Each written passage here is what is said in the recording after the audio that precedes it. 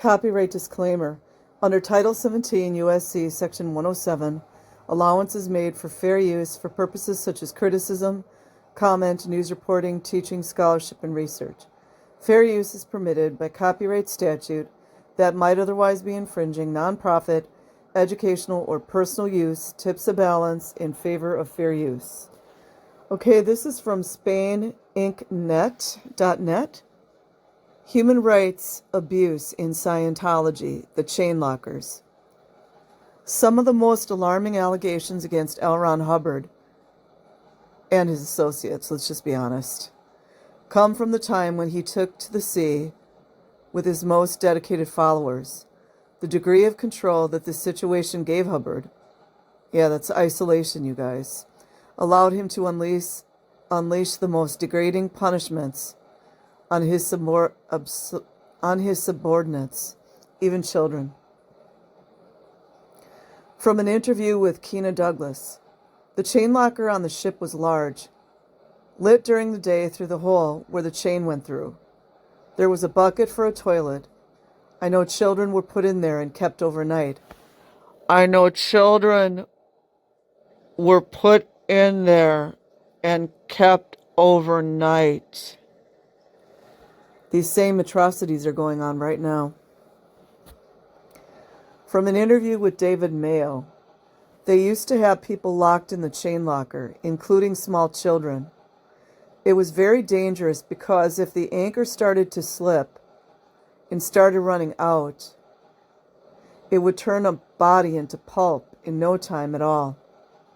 You guys remember what I was saying about a lot of these children. I saw children locked up in the chain locker. He had a birthday party on March 13th, 1968. There was a woman who he ordered locked in the chain locker. During the party, he had her brought out. I definitely better find that there were more people than just L. Ron Hubbard doing this. She was filthy, covered with dirt and rust, and had not been allowed to wash or change clothes. What'd I tell you about that? That's a big one. Don't let the children change their clothes.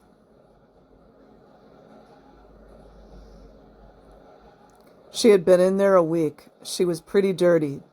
He brought her out to the party. This is humiliation. He said he was giving her a reprieve and permitting her to come to the party, as if that was a nice gesture. She still wasn't allowed to wash or change, so she was brought to the party and had to stay, and later she was returned to the locker. He said he was giving her a reprieve, but it was just flaunting her degradation. Yes. It had looked like things were lightening up a little. People thought maybe things were getting better. Then this happened, and people were shocked, and it gave us a sinister chill. She was in a dress. Wonder if she had gotten S8 and complained about it. From time to time, Hubbard would cancel such activities, like the chain locker. This is all narcissism. And blame it on someone else. He said that no one was to be put in the chain locker by his order or decree. And Baron Berez was an evil monster for having chain lockered people. Barron was a U.S. crew member and went into disfavor. He would start such pronouncements with, "It has just come to my attention that..." The length of time for children would vary. You can't tell me some of these children didn't die in there. I just don't believe that. But no one was there less than a day. The average was a week or two. 3 weeks was about the maximum. Age didn't matter. And I'm just going to keep it real. We needed to see the shipping logs to see who all were on these boats. And again, if there's not a count, if some of these children end up dead, they're just going to throw them overboard, and a lot of people won't know about it. They might wonder, but it would be just easy to throw them over the ship. It's my opinion. Age didn't matter. The youngest kids were 5, 6, or 7. Old, young, men, women, big, little, it wouldn't matter because to Scientologists, the being is ageless, so you don't think in terms of how young or old someone is. Let me just say that again so the FBI can hear it. Because to Scientologists, the being is ageless, so you don't think in terms of how young or old someone is. He could be capable of incredible cruelty. Okay, I'm waiting for him to out someone else besides L. Ron Hubbard. He outed the one guy. There are a lot more than just those two doing this. He could be capable of incredible cruelty. On the ship, there was an old man on the Royal Scotsman who he made push a peanut round the decks with his nose. He had to get down on his hands and knees. He had to go around the deck. You know what? They've got so much control, they just want to push it to the limit and humiliate people. They like it. Oh, they got control over these people. He had to get down on his hands and knees. He had to go around the deck quite a long distance in a race with one or two others also in trouble. The first one back got let off, and the last one got a double penalty. It was really tough on this old guy, Charlie Riesdorf. The surface of the deck was very rough wood, prone to splinter.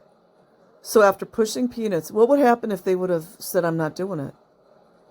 Well, of course, he's got them all out there alone on a ship, too, so that makes it more scary. They all had raw, bleeding noses, leaving a trail of blood behind them. They're all into this. It's not just Hubbard. I not only saw it, but the entire crew of the ship was mustered. A mandatory attendance. Yeah, children go to that, too.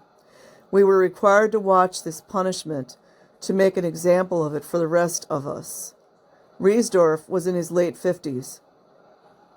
Probably. His two daughters were messengers.